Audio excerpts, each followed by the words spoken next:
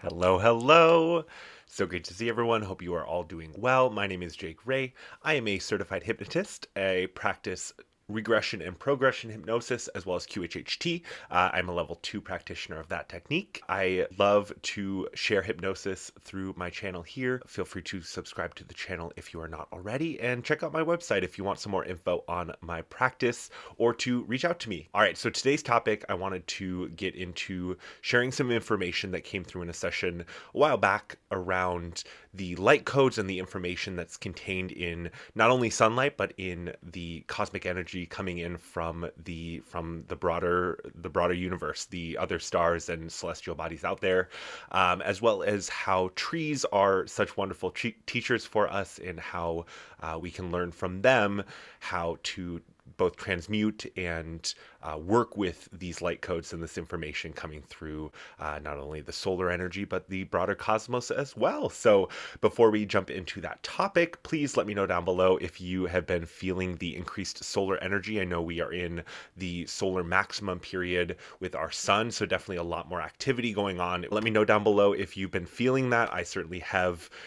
And that was one of the reasons that I wanted to bring this video to you folks today, because I think it's great info. All right, let us jump into it. So, I wanted to start by sharing a little bit about the session experience. During this session, my client was given the experience of being a tree. So he started by standing up against the tree. He was kind of leaning back against it and was remarking on how solid that trunk felt, just like really focused in on this tree, and then began to feel himself entering into that tree, kind of being sucked back into it, almost absorbed into the tree.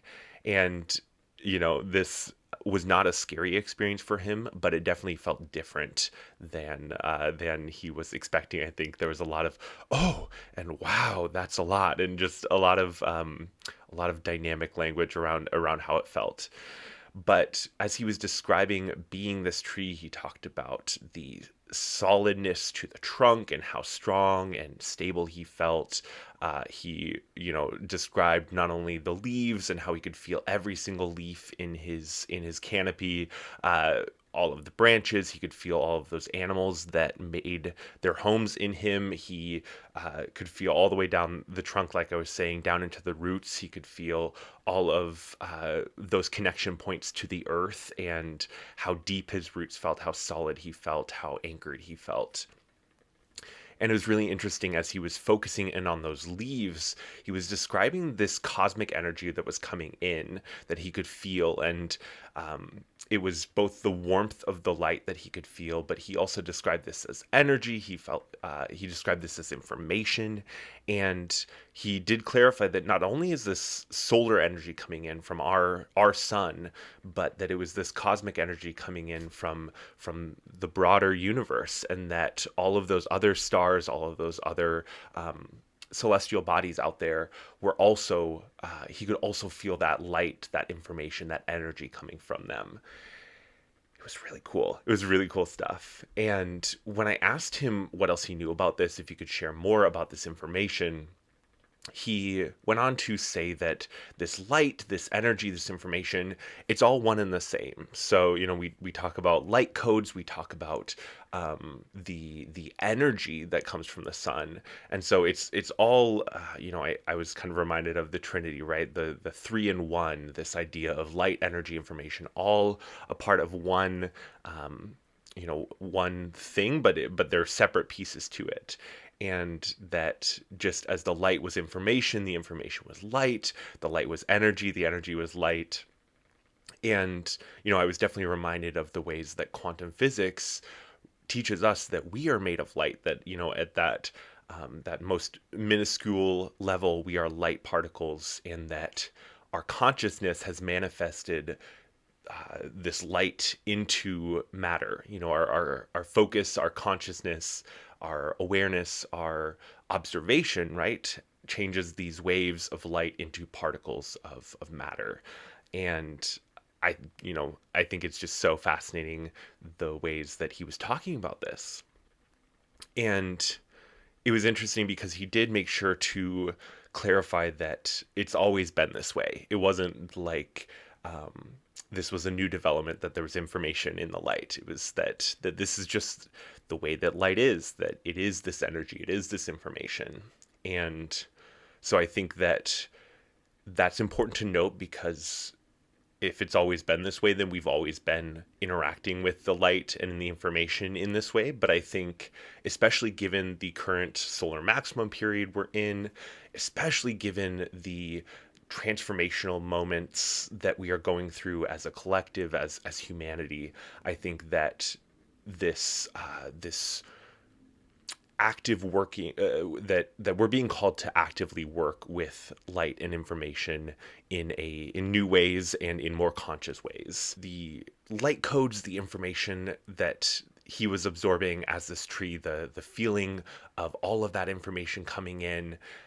He talked about how he was integrating that, and then he could feel it all going down into the earth, and he could feel also this connection to the earth through his roots. And I think that, especially because we are also connected to the earth, and we are also a part of this whole complex environment of beings and energy and light and information, I wanted to make sure that I talked about also this connection to the earth that he felt as the tree. He described his roots going down into the earth, and he kind of followed those roots down, and he could feel the connection that his roots had to all of the mushrooms, the mycelium that were within the earth, and that connected not only him to the earth, but him to the other trees, him to the entire ecosystem, the entire all of the beings around him. And so, we know a little bit more about mycelium and the ways that trees communicate through these vast nets of interconnection. And of course, I think we know a fraction of what's actually going on.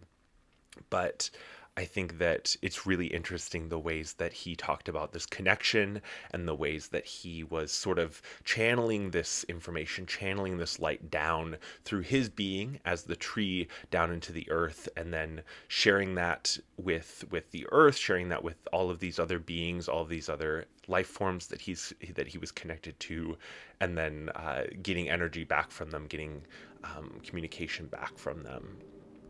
And so I definitely see trees as this excellent example of channels, that they do this channeling of information, this channeling of light, this channeling of energy so naturally and easily, simply by being. That was one of the other things that he was remarking on as the tree, was these ways that he really wasn't focused on doing. There wasn't a lot of action. I mean, we see trees, and we see how slowly they move. We see how their energies are they just move slower. They're more deliberate. They're more patient. They're just not moving with quite that urgency or panic that we as humans and other life forms can experience. So I think that is a key piece to this, is just the natural ease that they channel this information and this light, even though they're not actively doing, or they're not worried about how good they're going to do their job. Simply by being, they are this important channel, this important piece of this broader earth puzzle, right? And that through the roles that they play, they help the earth to channel and integrate and transmute these solar energies, these light codes, this information and energy that's coming through. And I think that this is one of the things that trees can help us to understand in a different way, understand in a deeper way, and I think can help us to help teach us to do this in a natural, easy way, right? Because I think that a lot of times we have this misconception that in order for something to be worthwhile, or in order for something to be good, it has to be hard to do, or it has to be a challenge, or it has to take a lot of work. And I think that that's one of the lessons that trees teaches us, is this emphasis on being. Like I talked about earlier, this period of transformation we're in, I have felt this shift as well. I think we are finally settling into that Age of Aquarius with the shift this week of Pluto into Aquarius. And I think that rapid change is coming and that we are going to have these leaps and bounds.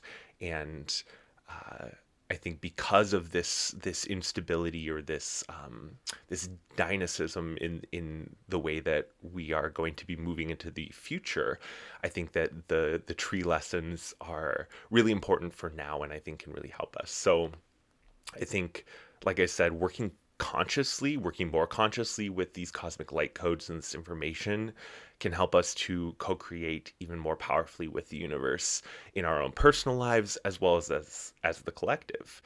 And I don't think that if you were not consciously working with the light codes or with the sorry, big old crow out in the tree. Hello, buddy. Look at you, big guy. So I definitely believe that even if you're not consciously working with the light from the cosmos, you're still absorbing it, and there's still a level of subconscious uh, work that's being done. If we think about our higher selves and the ways that at the soul level we are still integrating and working with these light codes. But regardless, I think that the more actively that we work with and the more consciously we think about this light and this information and energy, I think that the less we get jerked around by the energies and the less that we can feel kind of swept up in the cosmic energies coming in. So I think beyond learning from the trees in more of this example way, looking at how they naturally and easily channel, the ways that they work with and transmute the energies from the cosmos, I think that there's also a call to literally partner with the trees and to work with them physically. And so I definitely have heard many other people in the spiritual community talking about the importance of grounding, the importance of earthing, whether it be getting out there, putting your bare feet on the ground if you are lucky enough to be in warm summer, spring weather right now. We had our first snow here in Minnesota, but you can still go out, you can hug a tree, you can touch a tree.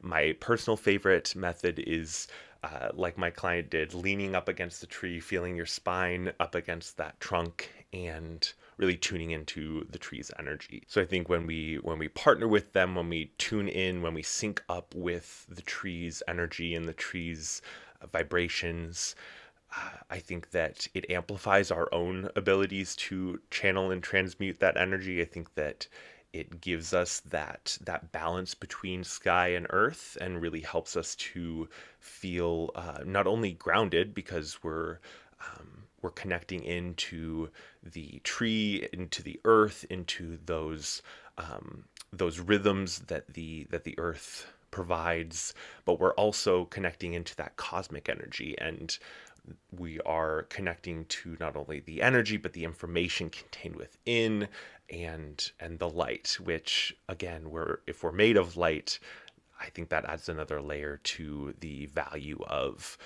working in this way. Whether you are connecting by putting your bare feet on the ground or hugging a tree or leaning up against it, I think there's so many benefits to working with trees, both in that metaphorical way, but also in that literal way, and connecting through the tree energy to the earth, to the sky, and really feeling that balance between. And if we look at our own energy body and our own the ways that our own being is connected both to the sky and to the astral and to the beyond, as well as to the earth and to the energies here in this 3D plane. And so, again, I think it's all about that balance, and I think that's one of the things that trees can teach us is how to balance those energies and how to really be kind of that connection point between sky and earth. And I think that the more consciously we can work with this, the better, which is why I wanted to offer up a meditation focused around this topic of tree energy and taking in that solar energy, that solar information, that cosmic information, and anchoring it into the earth, anchoring it into our being. So if you want to participate in that meditation, I definitely encourage you to. I'll have it linked up in the corner in the video here, as well as down in the description box below. It'll be a short, about 5-minute meditation, I think, focused around this concept, because I think that yes, it's important to get out and ground, but especially for those of us here in the Northern Hemisphere getting into winter, there might be some moments where you want to connect to this energy more on the quantum, and that's where meditations around grounding, around connecting to the cosmos, connecting to the earth. These are ways that we can still tune into that energy more on the quantum level and still get a lot of those benefits, even if we're not going outside. Though I definitely encourage you to do that as well. So check out that meditation. I'll have it linked. And otherwise, I hope you enjoyed the topic today. I hope that it was valuable to you, and I definitely hope to see you next time. All right. All of the love and light to you. Hit that like button.